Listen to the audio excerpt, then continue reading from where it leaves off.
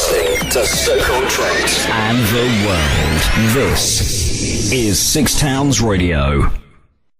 Hello, I'm Ross Hancock, and I've found a quiet spot around the corner from Etruria Industrial Museum, where today there's a group of people with flags. There's people here in boiler suits, and they're all ready to meet Prince Charles. The Prince is here as a patron of the Canals and Rivers Trust. He's also here today to have a look around Middleport Pottery later on, whilst being shown a tour of Etruria Industrial Museum. The visit of His Royal Highness to Stoke-on-Trent is sure to boost the profile of the area, and of course of Middleport Pottery and the Etruria Industrial Museum. Bernard, you've met Prince Charles today. Is this the first time you met him? It is.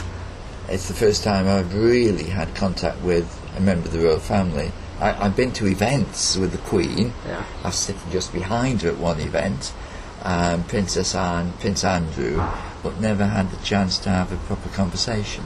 And we were just talking about that before we started recording, about the profile of Stoke-on-Trent being lifted and this museum by this visit. So how important is it for visits like this to the area?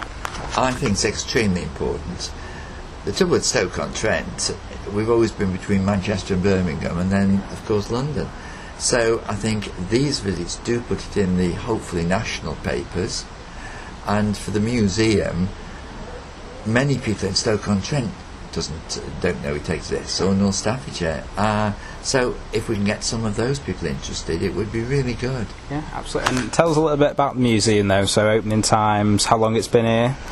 The museum's been open since 1990, but unfortunately, because of staff cuts with the council, it's now only open 5 times a year, 5 weekends a year. Yeah. And we've had 2 weekends, so we're open in August, September, and then December. Yeah. And that's the only times we're open. When we're open, we do put the engine in steam. Yeah. Oh, fantastic. And you showed Prince Charles around today, so what did you make of him? He was extremely interesting. He was interested in what we were doing. He asked a lot of very pertinent questions. And he obviously has a great interest in industrial history, industrial archaeology, and preserving places like the bone mill. Absolutely, yeah. So which parts did you show him around? We took him around the complete mill. So he saw the boiler room, the engine running. We started the engine for him because that's the interesting bit. And then while the engine was running, we took him into the gear room, which is also have a crusher, another engine in there, which crushes flint or bone, but mainly flint actually. And then we took him in the pan room where we do active grinding with the pans running, so we could see the grinding process. Yeah. And also on the way in he saw the flint kiln, or the calcining kiln, where the material is calcined, that is taken up to 1,000 degrees for 8 to 10 hours before you can grind, because flint's a very hard material. Yeah. And bone actually has to be calcined to get the whiteness. Okay, so now I'm with Tony Green, who's helped show Prince Charles around Etruria Industrial Museum today. So what do you make of the visit? You met him? What did you think of him? Yeah, second time I've met him, and today's gone really, really well. He showed a great deal of interest actually, both in what we've achieved at the museum and with the people, because we had all the volunteers here today as well.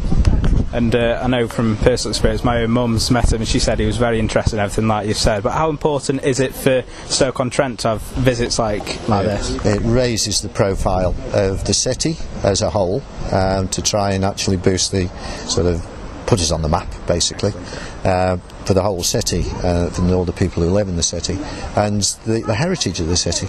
Because the city is actually the capital of the pottery in the world, really. So Stoke-on-Trent was the birthplace of Wedgwood, Dalton, Spode, all key in the Industrial Revolution, and the canal system. So it's all linked together, the canals, the heritage, the museum, and the people, and bringing it all with one focus to move forward into the future.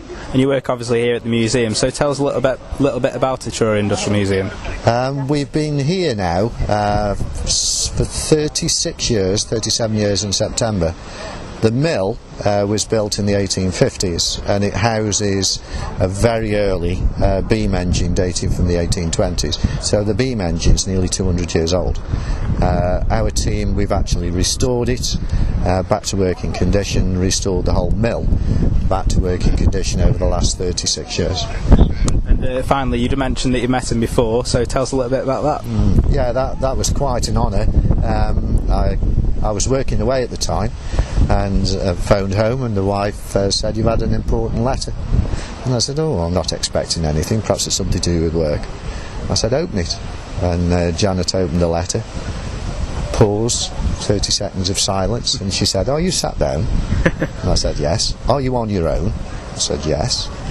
And she said, "You've had a letter from Buckingham Palace and you've been awarded the MBE. You could have pushed me over with a feather." What an honour! But I don't. I've been awarded the MBE, but I look at it as a team effort, as the volunteer team here. I wear it with pride for them. Absolutely. So that's what it's all about.